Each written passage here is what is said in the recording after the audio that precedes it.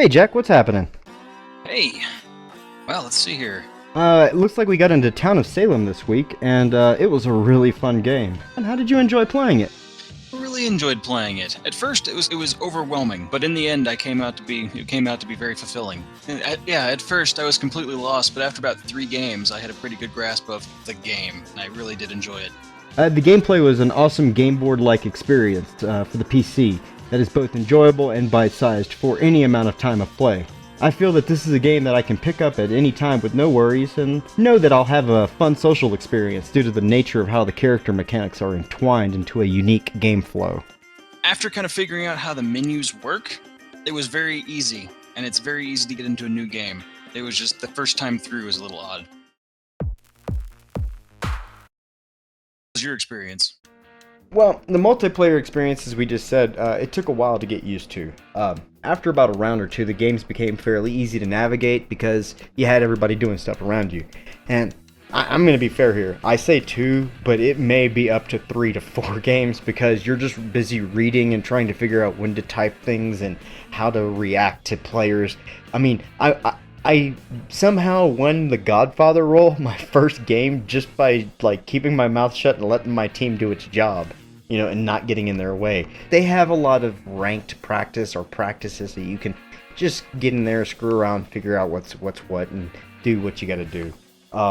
But as far as the technical end of it, multiplayer experience, it was great. I was able to get into a round really easy. If I lost or if I died, I was able to exit the game and then get into a new game really fast. But that kind of goes to another point. I had to literally exit the game, shut it down completely in order to restart the round.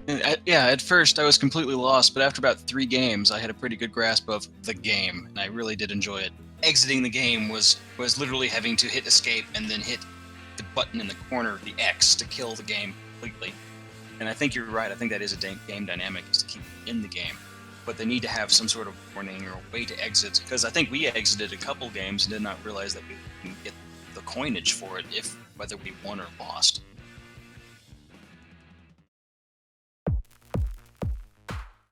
Tell me, was it balanced? The only problem I could foresee is people ganging up together and brigading games.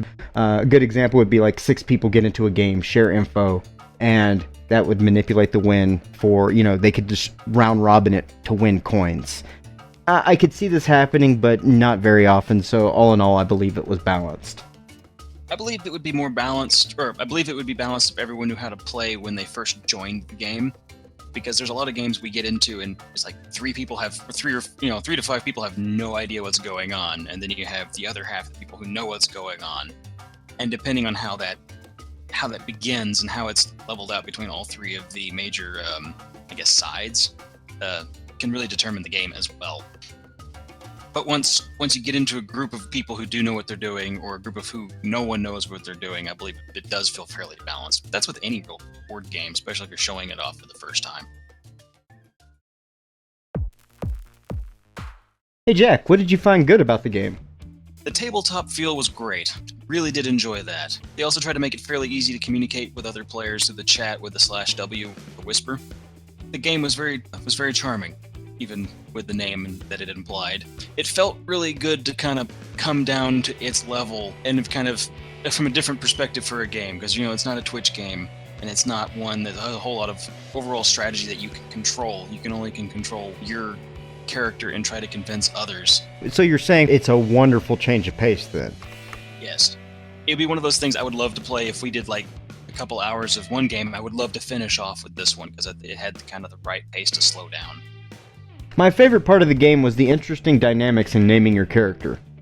You were able to play with friends without having to worry of someone knowing who you were and what your role was. The variety of roles also gave to so many open-ended choices that in chaos rounds you could have a very interesting pairing, such as a town of all vampires or a town of all vigilantes.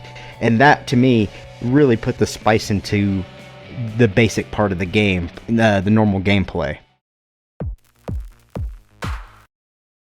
How about yourself? What did you find bad? Well, I'll admit the menu was jacked up, but once learning the buttons and whatnot, it was okay.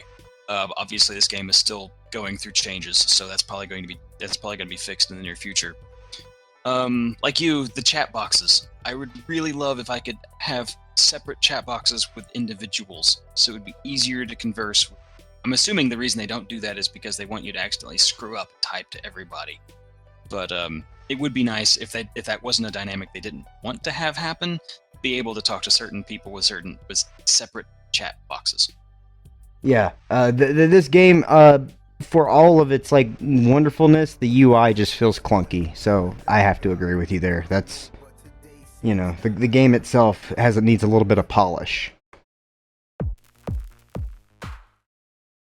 Hey Jack, what would you change? I would have liked to see more of like a separate chat panel all over. No, separate. You can open a separate chat with someone else. So like if you're the investigator, you can open up it once you figure out who the sheriff is. Have that open up separate. And if you do that, you might have to have such and such person is whispering to such and such. If you want to do that in the main chat, so you can still see other conversations on that are private. That one I think would be easy, but you're gonna have a lot more space on the screen, and it's taking up a whole bunch of things, and everything's in.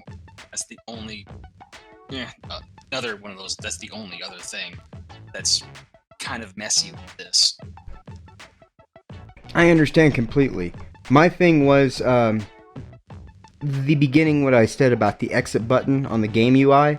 But here's the thing: they could have it to where when you click leave, it gives you a warning stating that if you leave, you will lose the coins for this round, or you will lose the coins if your side wins. And I also agree with the fact about the medium. I think that the one role that needs a little bit of tweaking is the medium. If they could give them more power other than just being able to talk to the dead, such as have the dead influence votes somehow during gameplay, that too would be a wonderful change of pace into the structure. So, Mog, what is your verdict on this game?